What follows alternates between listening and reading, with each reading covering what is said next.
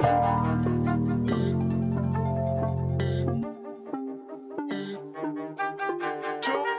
the folks out there who needed themselves a good old-fashioned twin ski episode, you are in luck. It is locked in for L Twin. I never tell.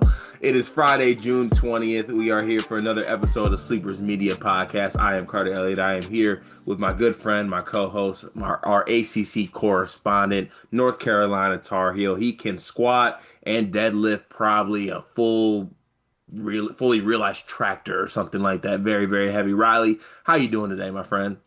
I'm doing great. I think you buried the lead a little bit, Cart, by mentioning my squat and deadlift habits. I believe both of us are dabbling into new fitness territory. I've been getting updates of you in real time running late at night in the middle of the rain. Do you want to give the people an update on that? Yeah, so I've been, I went on a run when I went to go visit Greg, and I realized that like running is actually a challenge for me just because like I never actually did it because you know what I'm saying, I was hooping. So like when I hooped, that was running. I looked at running as a punishment and for conditioning for basketball. I don't need to be conditioned necessarily to podcast and or work my 9 to 5, right? So I just been like heavy on the lifts and things like that. But I've been trying to in this new fatherhood, in my 30s now. Like this is my challenge. I ain't running no marathon or nothing. I know a lot of people do that. That's not the step I'm taking, but just day by day going on runs and been under the weather a little bit. Obviously, my son was a little bit under the weather, which they are a vessel of germs. So wife and I got a little bit under the weather as well. I started feeling better last night, probably like around 10 or something like that. It was raining here. I started feeling a little bit better. I was like, okay, I'm gonna go for a run in the morning because I'm feeling better, right? But I was like, nah, that's what old Carter would say. Go to your closet, go find a headlamp, and go put your shoes on, put your little hoodie on, and go run outside. I went for a little mile run outside, felt good, felt accomplished. And yeah, I'm just gonna kind of keep it rolling here, keep on going on runs, and honestly, hopefully get in shape. That's the main goal of this one. Get in shape, go on a run, feel good about it. But yeah, the big fella's getting his feet moving, Riley. What's the running shoe of choice?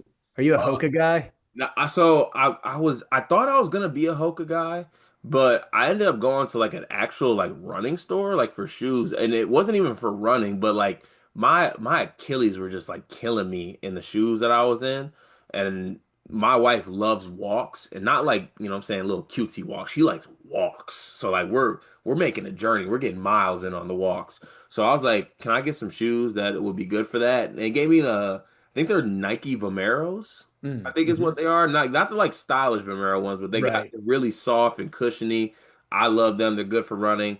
I'll probably get a pair of like Hokas here in like a week or a month or so though, just because like I feel like if you're running, you got to throw on Hokas, right? Yeah, I'm thinking I'm doing this in my head, like who on sleepers would be most likely to own a pair of Hokas. And I would have said the favorite being Ralph, but I've hung out with Ralph enough times where I think if he had a pair of Hokas, I would have seen him in Hokas. That would be my fashion tip to him. I could see Ralph in the little striped golf polo, khaki shorts, Hoka would be a would be a look for him. But I'm happy to support you in your running journey. For me, I just want it to be known to all podcast listeners out there. I do Pilates now. That's I've crazy. been I've been dealing with some IT band pain, and my wife convinced me to come to Pilates. We have both dealt with various like hip issues, knee issues, calf and Achilles issues.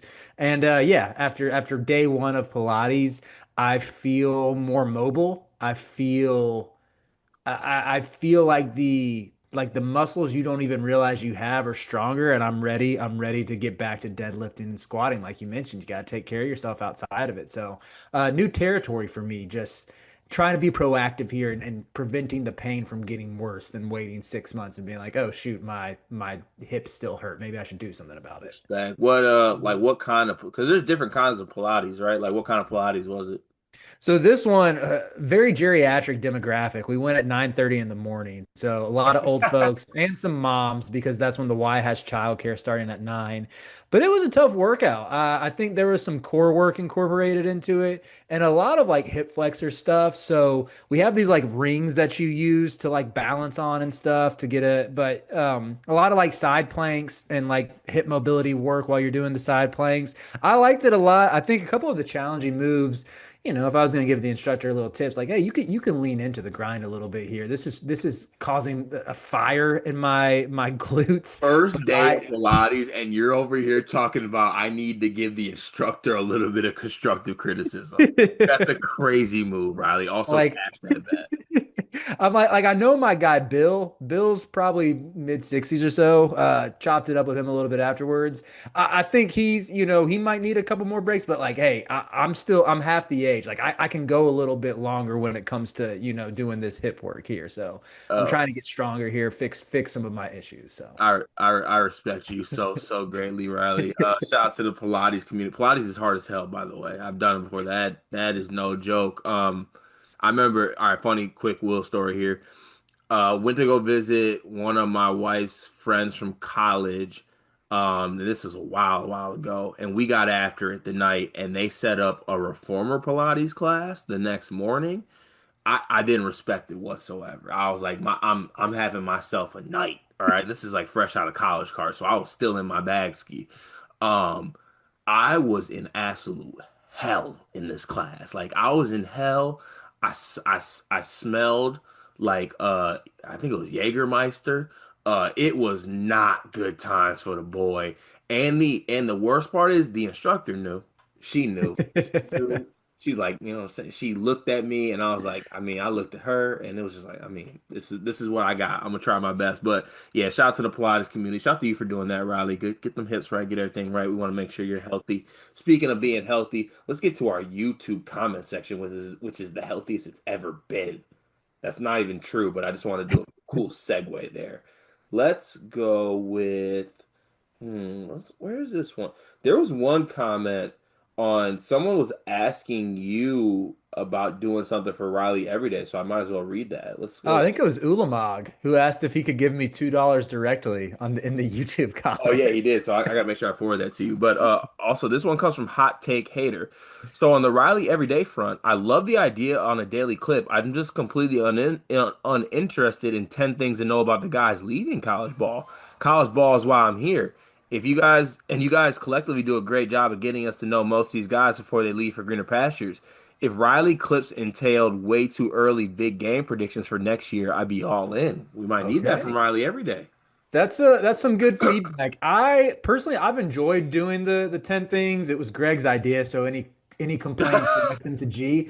No, but I thought it was a really good idea, and I think it's been fun for me to even do a deep dive, and it's affected my perception of some of these guys. Like I mentioned last week, how much I've grown to love Kasparis Yakashonis, and that was doing more of a deep dive on his background before Illinois and seeing all the benchmarks he hit of like an elite international prospect. So this will probably be the last week of the 10 things you need to know about X draft prospect. So I'm definitely wanting to hear some ideas and have some stuff in the hopper. I'm thinking in terms of breaking down. I might do like my top 40 teams.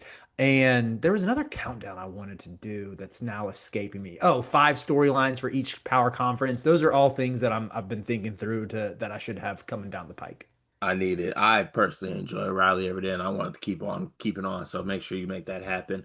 Shout out to YouTube community. Shout out to that for the constructive criticism. That's exactly the way to go about it. We appreciate that. Moving on to the Discord. Join the Discord. Discord is $9.99 a month if you join on your desktop. The link is in the description of our Twitter page. 9.99 a month, like I stated, but you have to do it on your desktop. Make sure you join on your desktop. And being part of the Discord community, make sure you get your comments read every single day on the show. We will start today with Maynard, who says, Happy Riley Fridays. Because the ACC gives out money to schools based on revenue generated, is it possible Shire put this schedule together to cook the books, given Duke basketball generates revenue greater than most ACC football programs? Do they? I still don't know if they generate more money than ACC. I just think like, and that's not a slight against Duke, even though I love making slights against Duke. But I just think like football in general has so much more money than basketball, regardless of the brand, you know? Yeah, true. Also, just outside of all that, Duke stock down for me. We're having revenue off right now. We got Cam Boozer coming in. We Yeah, got that practice clips out. wait, do they? I think so. Isaiah Evans got his braces off. Like what? We're Wow. talking revenue talk. Don't like the mindset, I Manor. Let's fix that. D Crump, have you watched the Shire interview on the Rosillo Pod? Thoughts, if so, If not, give it a listen. Would love to hear y'all's thoughts. I haven't. I will say, like, again, once again, I had to do this when we were talking about NC State in a short earlier today. I'll take off the Carolina blue and Argyle glasses. What Shire's doing right now is really smart. He's done a little media tour this summer. He did an interview with our guy J Man, which was awesome. So, like, J Man's my guy. That dude makes incredible content. I Love was so that happy dude. for him to get that. Yeah, I know Shire did an appearance on the Crazy Cast, the Field of 68 Duke Pod. He's really good with the media, and I think opening yourself up like this to do these different podcast appearances, it only when you're good at it like he is, it only works in your favor to further get the support of the fan base behind you. Yeah, look, I think Shire has kind of been on, and I'll tap into that because I rock with Rosillo as well. And I like Shire. I like coaches being out in the media and talking and doing things like that. With that good comment, I gotta say this: Shire is such a killer and such a good coach, but that man is such a dorky looking guy, and I mean that endearingly. I don't know what it is about him. It's so funny to me. I feel like in his house he has a laminated book where he's kept every single library card he's ever had or something like that. I feel like a lamination store hates to see the Shire family coming. He does strike me as a laminator. Like Can I something like that. Oh man, can I do and I can I mean that do respectfully. can I do a little Rosillo role play as talking to John Shire? Please. I want to see if I can do it. I've never tried a Rosillo impersonation before, Here. so so what, John? You're telling me you don't go to the gym? I gotta craft it. I can hear Rosillo's voice in my head so clearly. It's always a so what? You don't want to X, Y, and Z? So It what? really is in that tone every single time. Honestly, I wish Greg was here because I would love to see you two go like him be Shire and you be Rosillo, and then just it would probably be for great content. We might have to put that one in the hopper for later. Bryce R. Jones, happy Riley Friday to all. For Riley, what's a verse or maybe a chapter you read in the Bible when you have big decisions ahead? Ooh, that's a really good question. Let me think about this for a second. I always find myself going back to Psalm 5. That is one of my favorites. It just talks a lot about entering the presence of the Lord and delighting in Him. And I've just found comfort in that psalm through uncertain periods of time for the better part of probably like 4 or 5 years now. Yeah. Okay, yeah, I like that. Riley, got any big decisions ahead for yourself? I can't say I do right now, but Yeah, maybe we'll me see. either. Me either. Sleeve Nash, it's really easy driving the speed limit. Any comments on driving the speed limit, Riley? Just go nine over and you'll probably be golden. No more, no less. I will say this, sometimes, at least when I'm on the freeway, I find myself following the flow of traffic, and then I'll look down and be like, whoa, I'm going kind of fast. Yeah, yeah. But yeah, Easy to lose track of. also just throwing cruise control to the speed limit is pretty easy. Just snacky, genuine question. Are there any Michigan fans in the Discord? I feel like I never hear any of them talking shit besides G. I think we got a couple. I think Tingus Ping is a Michigan fan, and there's another Carter in the Discord who I think is a Michigan fan Ah, too. that's Carter. Is that Carter Bullhouse? I think something like that. I knew there was another Carter. I forgot about him. Fake Carter. Malik Perry, happy positive Riley Friday. First off, Riley, good job on the coach rankings. You got set up, which isn't your fault. Side eyeing Greg. Dog, we talked about this on yesterday's episode. It was so shocking to me the amount of people who do not understand how blind rankings work. I was Yes. in absolute utter shock that that's not a universal thing. And the things that surprised me the most, one, like the amount, well, I shouldn't be surprised by this, but the amount of Purdue fans saying that Nate Oates above Paint was like some travesty. I don't think that Oates is like a markedly better coach than Paint. I would give him like a very, very slight edge. Second, the amount of like Brad Underwood defenders when I think he's the least accomplished of coaches on that list. I think I would have to look at it again, but I would say 8 out of the 10 coaches on that list have been to a Final Four. I think it's just him and Pope are the only ones that haven't. Mm. So like him being number 10 isn't that crazy. And yeah, everybody who was like, how do you not have Hurley yourself? How do you have Hubert Davis that high? Because it's a blind ranking. Blind. They just could not wrap their head around it. It really killed me. The Pat Signal, Cart's team. Happy Riley Friday. What is one realistic thing you would change about your teams? Carter only won. I'll give a realistic thing. Okay, Hubert Davis changing his defensive scheme to force a lot of turnovers. Hmm. because I think he has the roster to do it, but he has never ranked above, I think, 305th in defensive turnover rate in 4 seasons. Okay, my realistic change would be playing Cohen Carr at the four with Jackson Kohler at the five. That'd be my realistic change that I would go with. Malik Perry, which I think is a flurry that is happening here. Let's say one good thing about each other's teams. UNC keeping Seth Trimble was a good thing. High on him. Michigan likes the bigs. MSU, we might be Gaines killers. P.S. I know Glenn is hurt, or maybe not. He is hurt. Malik Perry, once again, save the Big Ten, I think is in order for me to be 100% in on Michigan being top five. Gale, Burnett, Cadeau, and McKinney have to be good. Kaysen is just the cherry on top. Riley, can I ask you where you have Michigan in your preseason rankings? You can. Let me check. I think I have them in the 11 or 12 range. Okay. Let me see. I have them 15th. 15. Okay. Yeah. I think it's just the questions about the guards. I mean, I say that out loud, and Danny Wolf was good enough to where it covered up for like Roddy Gale being pretty average and Trey Donaldson being solid but not great. So maybe if Yaxel is all that, it doesn't matter that Cadeau and Burnett are more like ancillary guys. But yeah, I think I do have some question marks about the roster fit of some of the pieces.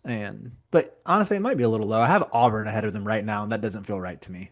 So maybe a revision for Riley there.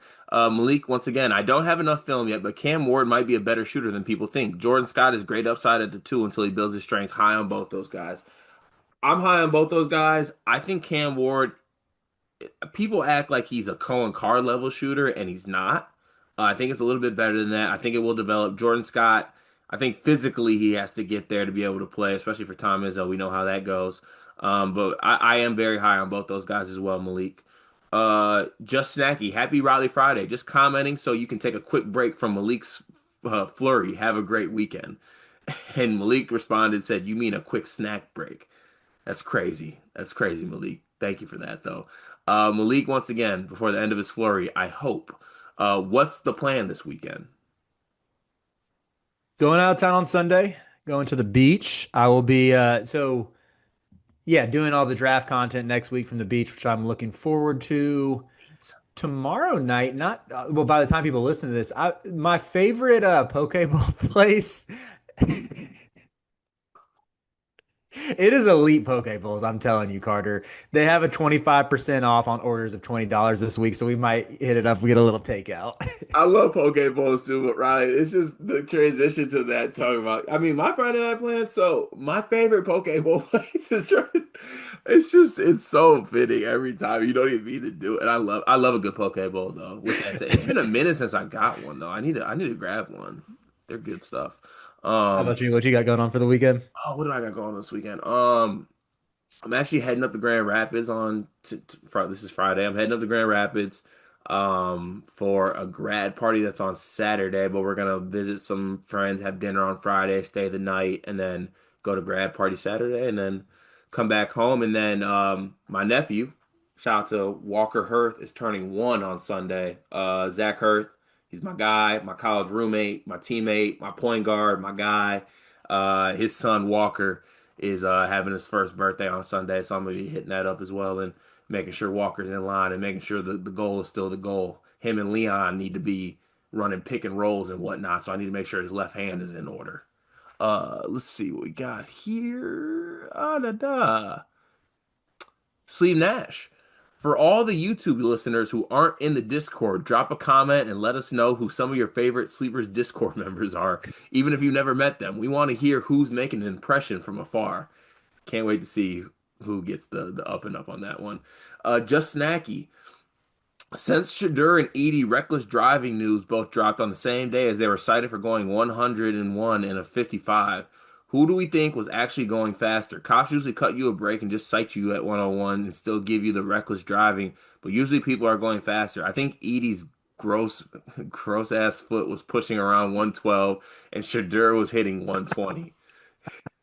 Any thoughts on this? I like Edie as the dark horse to go faster here because people, I don't know. He has the clean cut image, but I bet there's a little bit of a wild boy side to Zach Edie. Also, like he was probably on like a back road in Indiana and just like opened it up on the 55. I mean, we've it's all been there. To that cop in West Lafayette, with all due respect, can we just like, you know what I'm saying, give my guy a warning and tell him to slow down?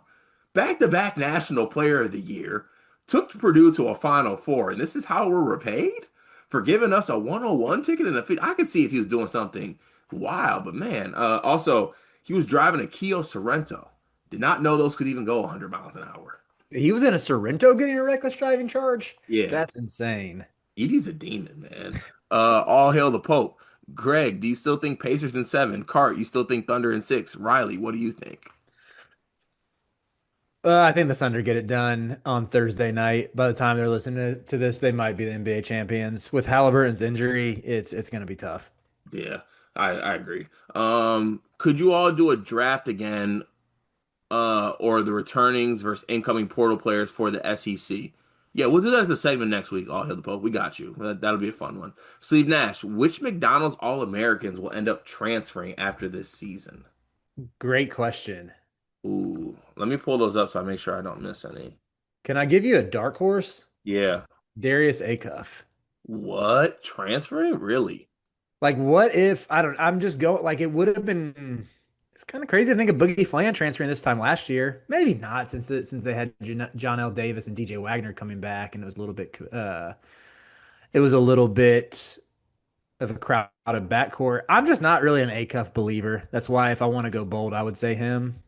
Okay. I think my two options would be, well, obviously obligated to say Nico Bundelos already transferred damn near. So Hmm. like that's one that I haven't right away. But I'm gonna say Sean Abayev, who's going to Cincy. I could see that maybe taking place. I mean, I think he's gonna be a bucket there, but also like he could be sick of Cincy. And then another one, which I think you'll like, Riley. Uh, I'm gonna butcher his last name. Is it Kamanea? Kamanea? Hamenia. The Armenia? K is Yeah. silent. Yeah. K silent? Okay. I didn't know the K was silent. Maybe he won't transfer. But Nick Hamenia. Yeah, Hamenia feels like the transfer risk out of the Duke class to me for sure. I'm a huge fan of his game, but there's just a Oh chance no, like I love him too. I think it's more so like they recruit over him. yeah, that's my thought too. Like maybe he doesn't get the playing time he wants and they bring in another big wing. Yeah. So that's kind of where I think those are good questions, Sleeve, on that one. Let's see here. Fam, happy Bluffs Friday. Y'all know how we rock. Is the good word compliant friendly? If so, make it a mainstay on Friday's shows. Riley, you want to do the word right now? Let's go ahead and get into it. Sorry, let me pull up my scripture real quick. Da, da, da, da, Let's da, get into da. it. I'm talking I about have I have been in my Psalm bag recently. I've already referenced one with Psalm 5. This comes from Psalm 31. I'm just going to read the first 5 verses. It says, "You are my shelter, O eternal one, my soul's sanctuary. Shield me from shame. Rescue me by your righteousness. Hear me, Lord. Turn your ear in my direction. Come quick, save me. Be my rock, my shelter, my fortress of salvation. You are my rock and my fortress, my soul sanctuary. Therefore, for the sake of your reputation, be my leader, my guide, my navigator, my commander. Save me from the snare that has been secretly set out for me, for you are my protection. I entrust my spirit into your hands. You have redeemed me, O eternal God of faithfulness and truth." This is just one of those passages that I like all the names of God, all the attributes of his character that it gives him. Something that I find a lot of comfort in thinking of those terms like fortress, sanctuary, etc. God is someone who we can find rest in, who does protect us, who does watch over us, and I would say probably saves us from even things we don't realize on a day-to-day basis. So something I found a lot of comfort in recently. Sleepers, you have been awakened. I missed that sleepers you've been awakened. Also, I feel like if you're in a psalm bag, you're in a psalm satchel, and I can't tell you why I feel like that's how it should be, but it is. Let's see. Fam said we need to see Bluffs juggle for 30 seconds each week. If he doesn't know how to juggle, he'll have to learn. Have a great weekend. I literally have learned to juggle in the past 2 to 3 weeks. I'm like, Do you have juggle materials with you right now? let me see if I can go find them. Can you Go ahead. stall for 10 seconds? Go ahead. 'Cause this is just so Riley. Like we get the poke bowl stuff. This is why we have Riley Fridays. We get poke bowl talk. We get religious awaken talk. We really get it on. I would love people at home to play a game. What do y'all think he's about to bring back? It's going to be some type of fruit, I feel like. Either fruit or, honestly, even though he's been juggling for a short amount of time, I could see him actually ordering, like, I don't know, juggle association type balls. What we got here? Whoa. Wait, you can juggle. What's this?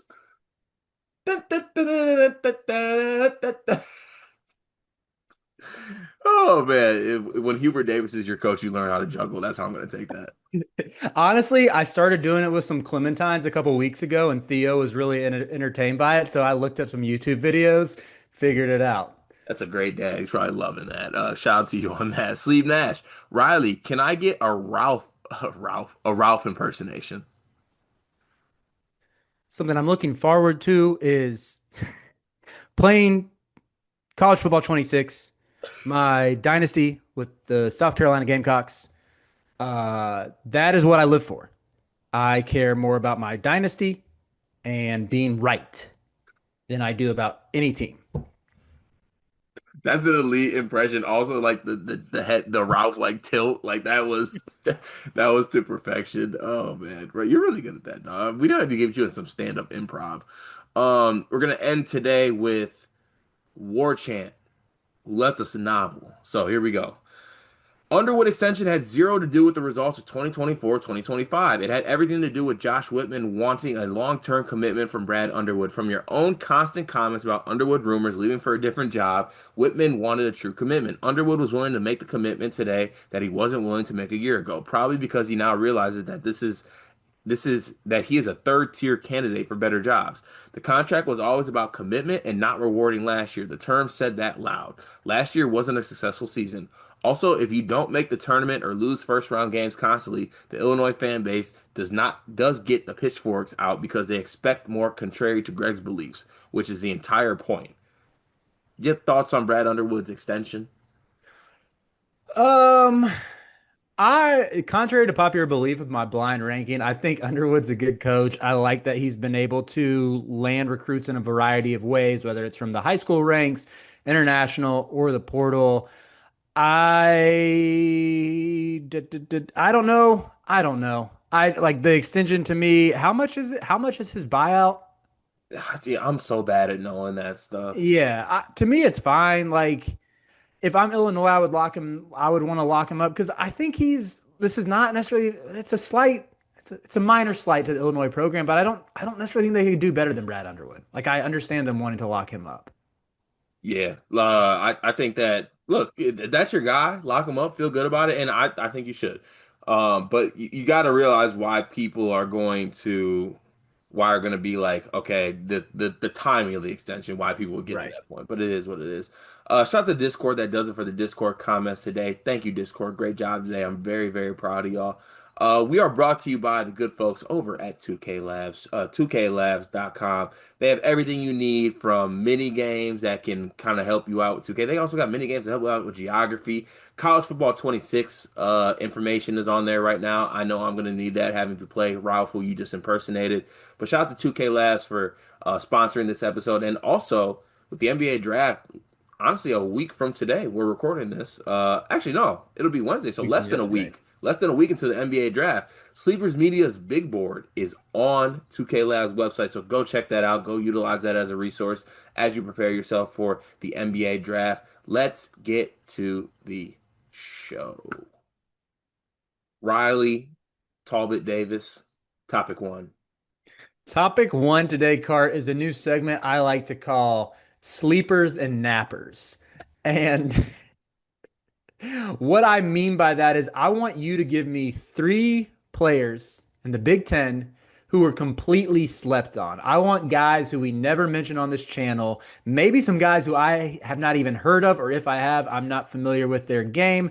Give me your three from the Big Ten, then I'm going to give you three from the ACC. Ooh, okay. Three guys who you're just like, hey, we're not talking about this player. They're not getting really any love. Maybe it's a freshman, maybe it's a transfer, maybe it's a returner, but you could see them becoming a factor for their team at some point this season.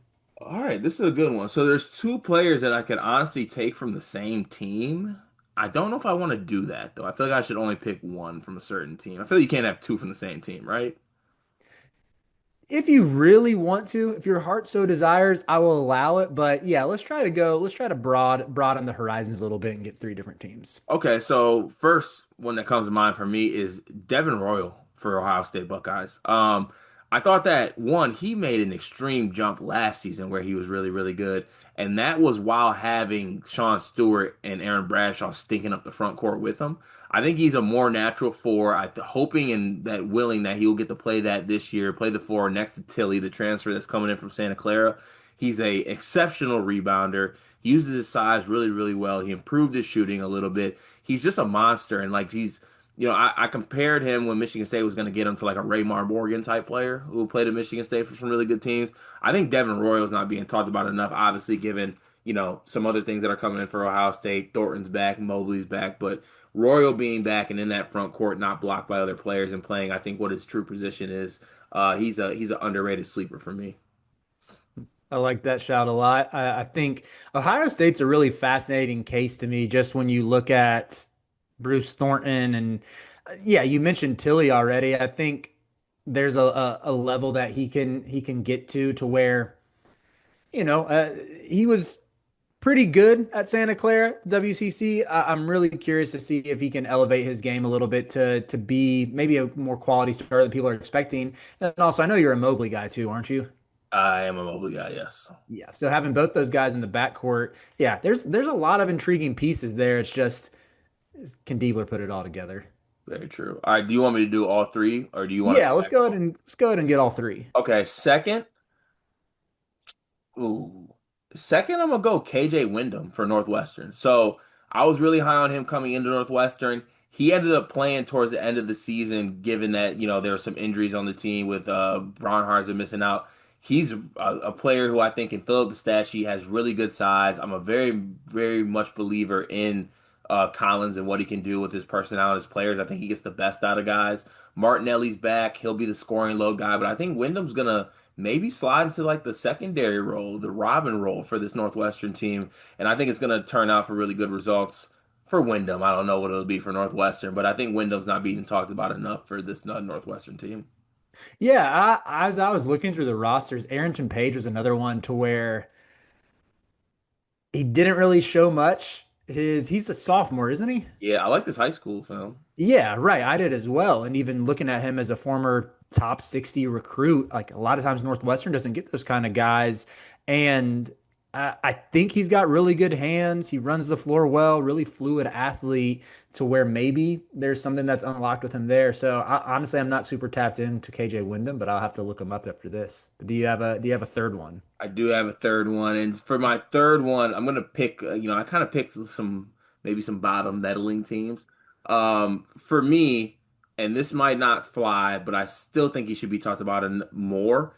Uh, Eric Daly came back for UCLA, and I get like Donovan Dent came in. I get Tyler Bilodeau was the All Big Ten guy that also came back. They get Xavier Booker, but like Eric Daly is like this 6'8" Swiss Army knife, does so much. Energy is incredible, really skilled, fills up the stat sheet. And, he missed some time last year with some injury, which I think hurt UCLA. When he played, he was really, really good and did a lot for this UCLA team. I think another year in that system coming back, his experience, he's a guy who I very much factor into UCLA possibly being like a top four team, or I have them in my top four in my Big Ten preseason rankings. And I think that they could, make some noise where they are. If some teams slip up at the top, they could find a way where Mick Cronin could maybe win this. But Eric Daly is going to be a real big part of that, and I feel like he's not talked about enough.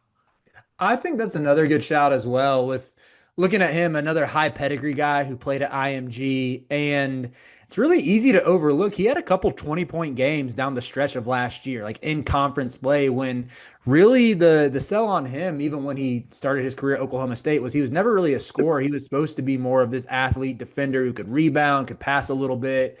And to see him put some together and be able to have some nights where he can give you between 15, 20, even 25 points he had against USC, like I think the last week of the season. Really good at getting to the rim. It's where most of his shots came. So yeah, I think that's a good one for sure. Got to look out for. Take it to the ACC. Yeah, I'll go ahead and get ahead of this. Some of these names are you might be shaking your head on the surface. This league, Test, as I was looking through test, these test me, rosters, Mr. Davis. Please test I was just like, man, the Big Ten is a lot easier to find these types of players because once you get past the top four, maybe top five teams in the ACC, you're grasping at straws a little bit. However, there are still a few guys who like I truly do believe in. The first is a team that I project to be top four in the league. It's Virginia. Their backup point guard, Chance Mallory. Have you ever watched him? So is he? What? Is he a freshman? Yeah, he's an incoming freshman. I heard about him. Yeah. Top 60 recruit. He's only 5'9". That's the big knock on him. But he is a big time shot maker, can get to his spots all over the court. And I think he looks like he has a pretty good build. Despite him being short, he doesn't look weak, which I think theoretically should help him get on the court. Good passer as well, and just looks tough. Not going to be asked to do too much, but I think should be a really good bench guard for what I project to be a top 25 team this year. So I'm very much in on Virginia as a team, and I like Mallory. I have heard that name. And would he be the backup point guard? Yeah. I Okay, so like okay, a table setter possibly with that second. Okay, I like that pick. I'm good with a Virginia player pick honestly because I'm very much in on Virginia this season. yeah. Shout to my Who's.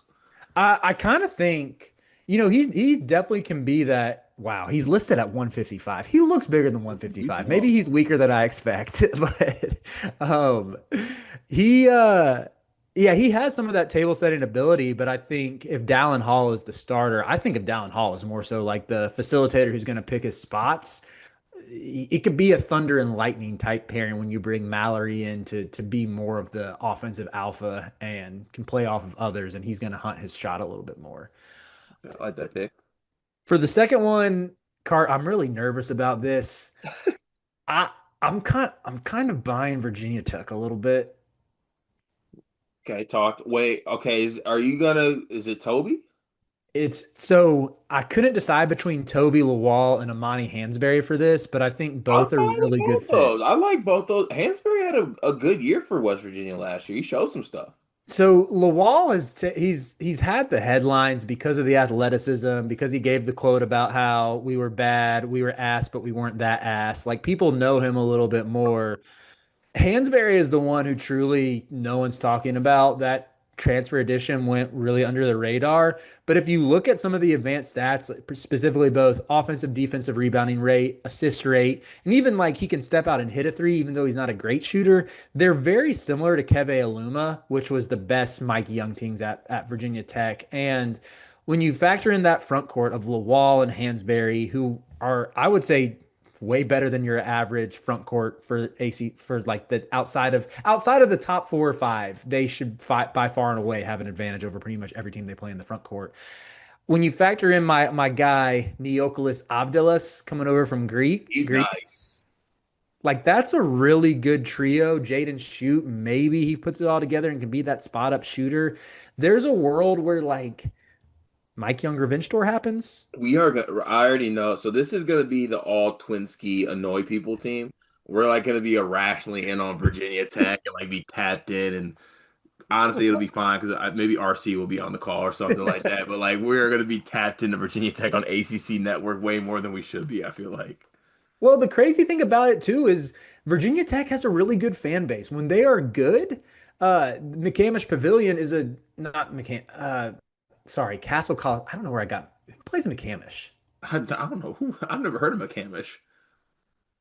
McCamish is where Georgia Tech plays. I Oh, apologize. Castle Coliseum, where Virginia Tech plays. Castle Coliseum is a really tough place to play when Virginia Tech fans are into it and when their team is good. So there's a little bit of magic there if Young can get them right. yeah. Shout out to Virginia Tech. Shout out to my guy Andy Bordeaux. Who do you have as your third?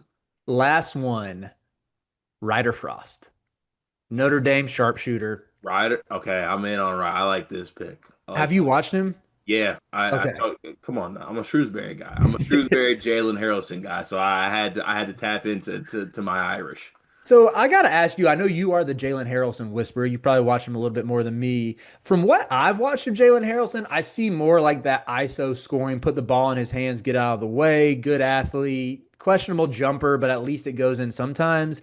I thought the sell on him was more of like point wing. Can he pass? Can he do some playmaking? Like that's what I haven't really seen the flashes of, even though I would say I've heard about it. Yeah, so it didn't necessarily work out that this past year for like he was like very point forwardy, like point, honestly damn near point guardy, but it got a little bit I don't know if like the mindset or the way he approached the game changed, or maybe he heard the chatter about like him having to score a little bit more. The jumper's not really there. Honestly, I'd like him more in a role as like the pass guy, as the secondary guy next to Marcus Burton, as the Hmm. score first guy. But yeah, I think having if Harrelson is the pass guy that I hope and think he should be, having a knockdown shooter like Ryder Frost would very much help and go a long way.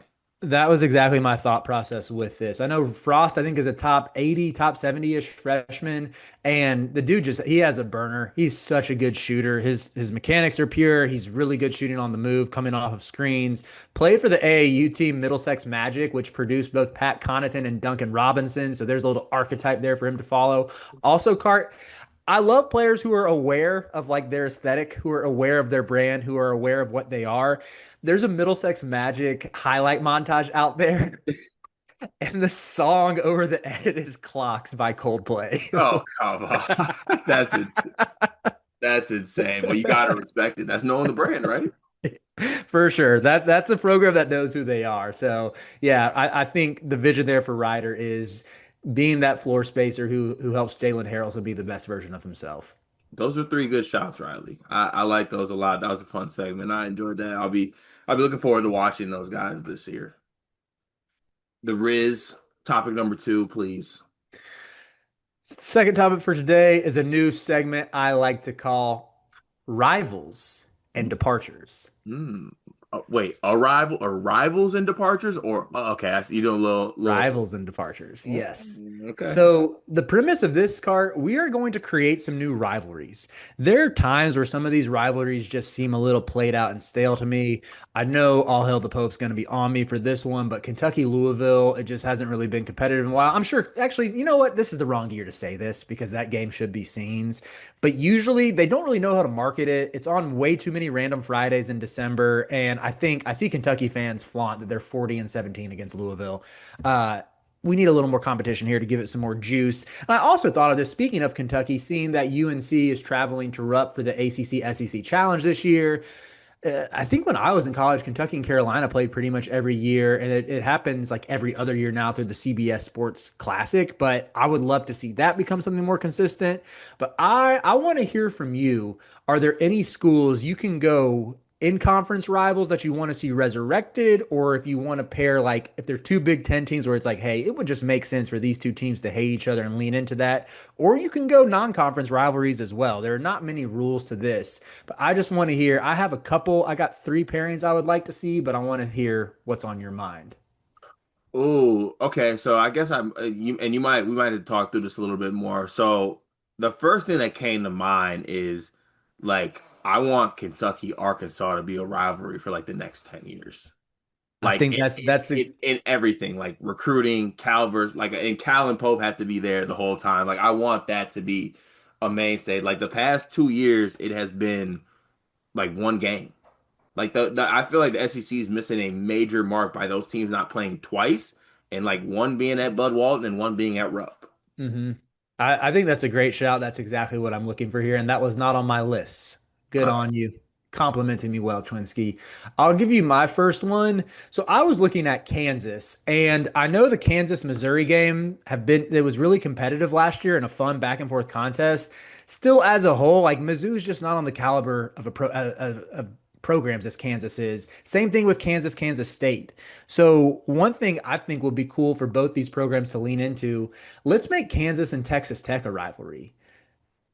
Because mm, if you're looking at Tech right now, I think they're here to stay, even if McCaslin were to leave for another job in the next 5 years. Like they have quietly had three really good coaches back to back to back with Chris Beard, Mark Adams. Mark Adams, not a good dude, good basketball coach, basketball, yeah. and now McCaslin. Like when you look at what they've accomplished, to me that tells me this program has money. They have smart people in the athletics office who would make the right hire if McCaslin were to ever leave. And I would love that to be like the face of the new Big 12 rivalry. And you could argue throw Houston in there instead of Texas Tech. And I think with how good Houston's been really over the past 5+ years, they're closer to being on Kansas's level.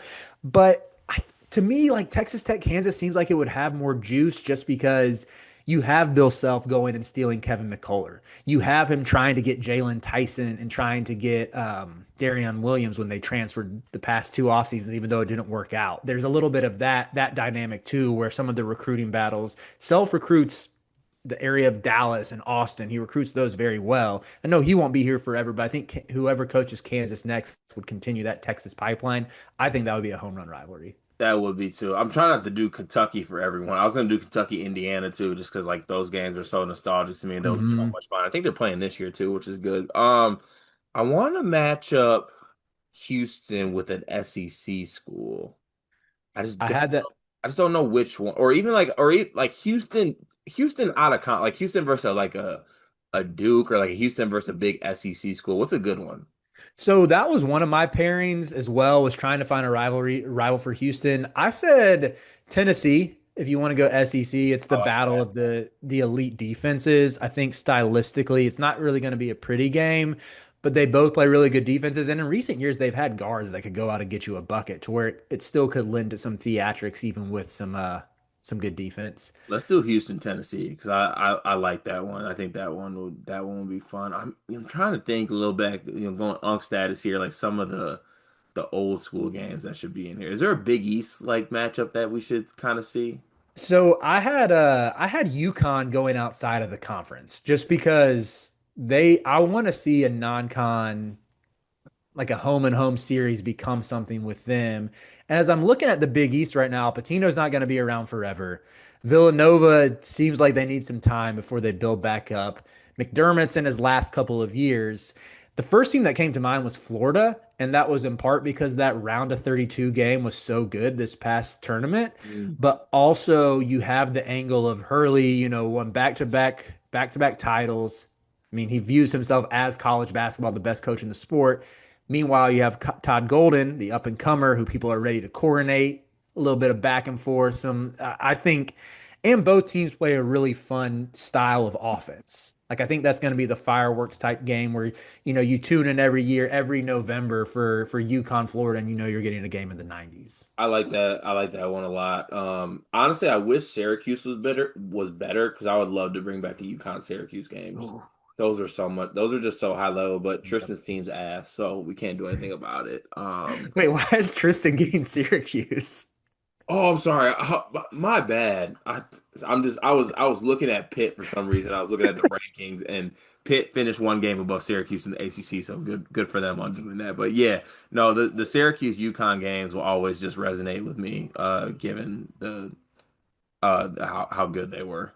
Do you want Michigan State to find a new rival, or you just want to stick with Michigan? To me, if like Honestly, like I do want to stick with Michigan, but I will say a sneaky one that's kind of come up is like Michigan State's been dipping into the DMV a little bit, which has kind of like caused like actual kind of friction with Maryland a little bit, and Mm. that fan base. I kind of would like want to see Buzz and Izzo be like kind of a thing in Maryland. I think that's a really good shout because I want Maryland to have a rival. Because, in their heyday in the early 2000s, Maryland was right up there with Duke and with UNC and the ACC, and those were lending itself to high level games every year. And really, since then, their program has been so up and down. And yeah, they've never really latched on to someone who it's like, Let's oh, this. let's go Michigan State, Maryland, especially because Michigan State, the Brads is always rocking and underrated when Maryland's good. I think it's the Xfinity Center. That place is nuts. Mhm. Maryland fans are nuts. So like that'd be a good one for me too. That'd be high level. Are there any of your league rivals who you just want to punish and be like, maybe if like a Wisconsin, if they're really gassing themselves up every year to play Michigan State, is there any part of you that's like, there's levels to this? Wisconsin, you get Northwestern as a rival. You get to lean into that. Go Honestly, I want to make Rutgers and Penn State rivals. just like a true sicko who really cares, but Who we're re- who's really gonna tap into this? Who cares more? And I want it to be a neutral site game every single year. I For don't. me, for the ACC, like Mark Titus used to say this, and I'm with him on this. I want NC State to lean into Wake Forest as their rival Oh God. Why? But why though? because they're barking at us. I've been talking that talk about NC State recently. They Come on, y'all said it best. Greg said it. That rivalry never meant anything. UNC just wins every year. Go play with Wake. That's your rival, NC State. That's who Will Wade should be chirping at. Go take shots at Steve Forbes. Go steal Omaha Blue. Yeah, go take Omaha Baloo. Say Forbes was too dumb to play Omaha Baloo, but he's gonna thrive. He's gonna thrive with the pack. He's I running with hope the Will Wade pack. keeps doing that because it is a funny bit. All right, I like that exercise, right? That got me in my nostalgia phase. Thanks for coming up with that one. Last but not least, the third topic, Mr. Davis. All right, segment number three. Carter, how do you feel about icebreakers? I'm elite at them, but I'm not necessarily a fan of them. I bet you're really good at coming up with fun facts, two truths and a lie. This time we're going to go with some highs and lows. That's segment number three today. I want to look at Borzello's top 25, which he does have one updated on June 2nd. And we're going to find three teams outside of the top 15 that we could see making the final four, or they could be unranked outside of the top 15 or unranked. And then we're going to find three teams in the whole top 25 that we think will be unranked by January. And we got to go bold with one of them and pick like a one top 10 team. Ooh, okay. All right, I can do that. I'm trying to get Borzello's. I was inspired by this when you and Ralph, I think it was a question of you and Ralph looking down the rankings and seeing how low you would go before, like, what's the lowest ranked team you could see making the final four. So I figured let's make a whole segment out of this. All right, let's do it. Where do we start? So, okay, let me hold on one second. Sorry, I should have had Borzello's top 25 pulled up. There's, oh shoot, I clicked on the wrong thing. I know. I need Borzello to be better about this because like the first one that comes up is his iteration from April 7th. It's Yes, like when can we get the updated? I see one from a month ago. there for some reason the SEO on ESPN is not clicking right now, Shame on and them. I'm having a real. I was literally looking at it yesterday, and now I cannot find Right. it. I got the one I got up here is from May 6th. What am I supposed to do with that? There is one from June 2nd that I promise I look okay. Okay, hold on. I'm coming through to save the day. I'm sorry for all the listeners out there. This is not a good listen right We're now. not sorry. We're trying our best. Yeah, that's okay. That's way to have some pride, Carter. Thank you for holding me accountable. I got us. Come on now. All right. I'll just go ahead and give you the first team that I think we're going to be aligned on outside of the top 10 that we could see making the final four, and it's my Creighton Blue Jays. Can it be our Creighton Blue Jays? It It's got our Creighton Blue Jays. Thank you. It's our Creighton Blue Jays. Don't leave me out of it. Okay, but all right. But I just sent you the link to the top 25. thank you. You sent it in the chat? Oh, Yep. on my phone. Yeah. Beautiful. See, Riley, this is why your greatness personified, my friend. Thank you so much. Is that Todd Golden? That's crazy first photo to put on there, Borzello. Seriously. If that was your choice, that's insane, brother. But all right, now I gotta screenshot this and send it to Borzello because that's insane work about that itch. All right. Anyways, all right. So the first team that we how do we constitute? Is it higher? I would say teams outside of the top 15, so teams 16 through 25, or they could be unranked by this poll that you could see making the final four. See, ooh, I really hope. I thought Arizona might make this. So the choice is Illinois, Bama, Iowa State, Gonzaga, Creighton. Yeah, Creighton 22. Okay, honestly, Creighton 22 is wild, but I got to throw this out there. Tennessee, all the way at 23 with Jacoby Gillespie, Nate Amen. Like, I mean, they get Cade Phillips back. Akpara is Yes. back. I don't know. That's a good team. Yeah, honestly, those are my first two picks, Creighton and Tennessee. Tennessee was the one where they're pretty much a shoe-in for the Elite Eight every year. Sometimes it's the weird season where you might not necessarily have the star where you get over the hump, but they very well could still have the star with Amen, you know? Yeah, I definitely think that could be the case. All right, is UNC in this? UNC was my third. USC was your third. I did say this the other day though. I don't know if you listened to it. Like I sneakily like UNC's roster and what they can put out there. I just don't want to be hurt by Hubie. I understand. My rationale is when you factor in if Luka Bogovac, Caleb Wilson, and Henry Vasar play up to their potential, that's a really, really good trio. That's a potential top five pick in Caleb Wilson, a guy who could be late first, early second round in Vasar, and consensus top three international prospect coming over. Like if all three of those dudes get close to their ceiling, and you have Seth Trimble being the glue guy who plays good defense, knocks down open shots, attacks the basket. Like that's a really good team. The cell with Hubert putting it all together. I've said this before. Even year Hubert, menace. Even T. I, 2022 national title game. 2024 one seed ACC champs. 2026 back to the Final Four. We'll see. but he's hurt me though. That's the only He thing. he hurts me every day, and yet I still find myself wanting to believe. I appreciate you for fighting this good fight. There's one team on here that you're gonna hate me for. I know you're not gonna agree with me on because on the premise of Hubert, right, and coaches that get a lot of jokes their way. I'm gonna do something unthinkable here, Riley, and I mean it when I say this.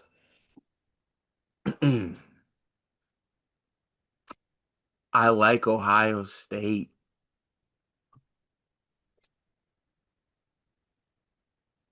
You meant it when you mentioned Devin Royal first. Listen, maybe Final Four is too far, but also like we're in the third topic. We've been recording a lot today. I'm a little loopy. Um, Bruce Thornton is good. John Bruce, Colby Jr. is good. Devin Royal is good. Tilly is good. They the God is the overseas prospect they just got. I like him a lot too. They put him at the slot him at the three.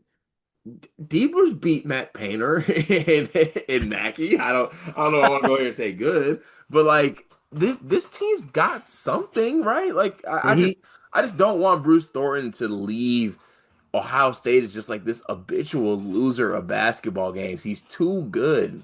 He's way too good. It truly has made no sense where you had like that first year of Bruce Thornton, or was it his second year when they started out like 10 and 0 and missed the tournament, lost to Pete Nance on that game winner. Then Second, you had the reverse of that where they got hot when Diebler got the job, the year you got Dale Bonnard. Like maybe this is the year where they're just good from the start.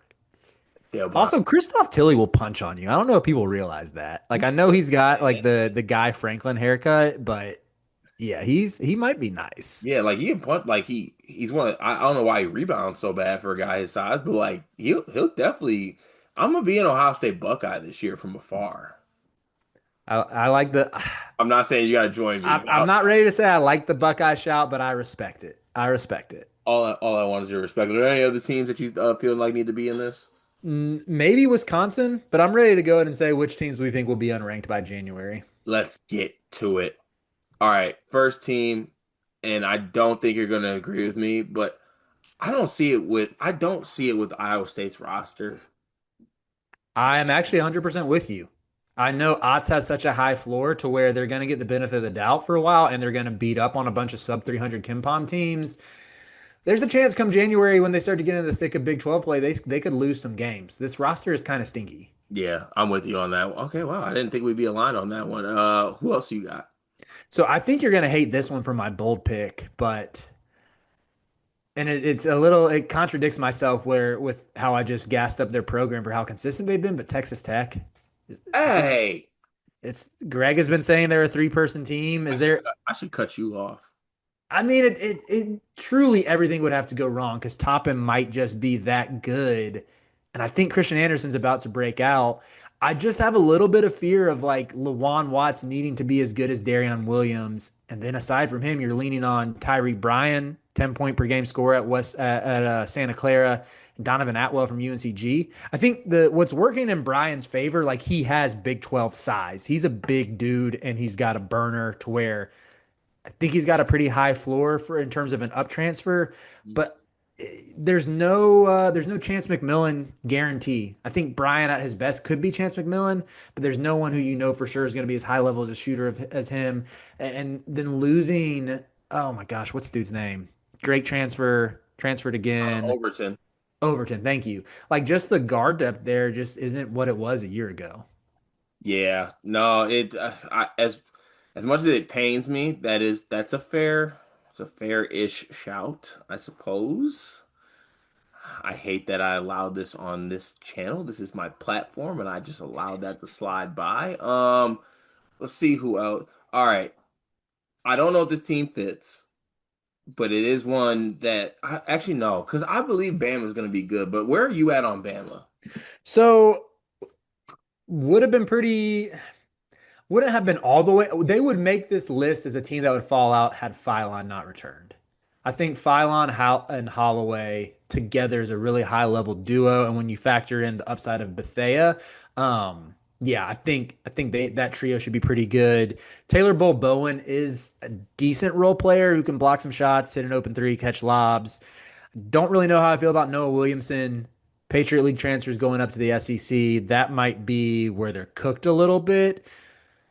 To me, this feels more like an Alabama team that's a 5 or a 6 seed and probably loses in the round of 32, as opposed to the better teams we've seen Nate Oates get. But I think they should still be ranked for most of the season. Okay, that's fair to say. Can I do one more that's kind of maybe cheating, but I kind of want to let it fly? Yeah, go ahead. So I think St. John's drops out, but I think they come back in. I could see that. I I think could they see that drop for sure. out. Patino starts calling people fat and stupid, and then they go on a run and they're motivated and they get back into the top 10. That sounds pretty accurate. Wouldn't be surprised if that happened. Arkansas, to me, I know Borzello has them 11th. Hey, okay, you know I what? This is the last team on this one because you're making me upset. I'm sorry. I'm just really worried about them. It seems like it has been so long since we could count on Cal to do more than just recruit. And I like Cal. I have been a Cal guy for most of my college basketball fandom. I have famously said when I interviewed him in a post-game press conference in the 2023 NCAA tournament. I asked him about Oscar Shibwe, and he looked in my eyes. I felt like he was staring directly into my soul, and I was like, I see how people fall for this charisma. He's so good at like making you feel like he's talking directly to you and winning people over. So that's not even a, I mean, it's a slight at his coaching acumen recently, but it's not coming from a place of like, oh, I can't stand Cal. It's just I was so high on Arkansas last year. I loved Boogie Flan. I loved Jonas Adu, and they were just a train wreck for most of the season. Even when they put it together, they weren't really beating good teams. And I fear that Darius Acuff is the 5-star version of what people think Jasper Johnson is, just a shot chucker who pounds the air out of the ball and can't make his teammates better. And if he's not like that guy, I mean, do you just become a DJ Wagner centric team again? That's a Are scary we? thought. I love Malik Ewan too. I think Malik Ewan's super talented and should be a stud with better players around him, but I just think there's pretty serious downside to the Hogs this year. All right, way too many teams that could be my teams dropping out of here, so I'm going to end this topic right now before I get upset. But that was fun, Riley. Thank you. One big thing presented by two guys whose barbers never let them down. Riley. Facts. So my one big thing today, I want to give a shout out to my son, Theo. I mentioned him earlier today. He's in a big basketball phase right now. Most recently, he has started to say shoot ball. He says shoot ball, shoot ball, shoot ball. Right now, shooting the ball is just throwing it, but yeah, loves to do it with a basketball. And now when he wants to watch basketball with me, he will just say shoot ball, and he will sit on my lap, which has been great for prepping some NBA draft content as I'm trying to watch some of these Euro guys. Yesterday we watched 6 minutes of Noah Essengay highlights together. He loved it. It was great. I even got him to brush his teeth while watching Noah Essengay highlights, and recently he's been fighting me when I try to brush his teeth. Kid's already grinding tape. Just know it's gonna lend itself to a special career. Man, that's my guy right there. That actually warms my heart. Thank you for that. Shout out to my nephew. My one big thing today is I want to send a shout out to the people who put out TikTok recipes because I found one yesterday that was simple but absolutely delicious. It's sourdough. So you take it's cottage cheese pizza toast. So you take a piece of sourdough bread, right? You put a cup of cottage cheese on top, like some Italian seasoning, pizza seasoning, something like that. Some turkey pepperonis. You could put a little extra mozzarella cheese on top if you like. I just went straight cottage cheese on it. And you take it out, and it's literally like a pea. Oh, sorry, marinara too. So cottage cheese, marinara, Italian seasoning, turkey pepperoni optional. But man, it's like a sourdough crust pizza toast. One of the greatest things I ever Mm. tasted. And also just shout out to cottage cheese. You changed my life. Good culture. I love you forever. I know you've been a big a big cottage cheese guy for a while. I haven't tapped into it. I respect the grind. I respect the live cultures, the probiotics, the protein, all of that. Good on you, Cart. Appreciate you, Riley. Thank you for tuning in for today's Riley Friday episode. We will be back next week with more content and more Riley Fridays, more Riley on the channel. Be sure to tap into that. Thank you. We will catch y'all next week.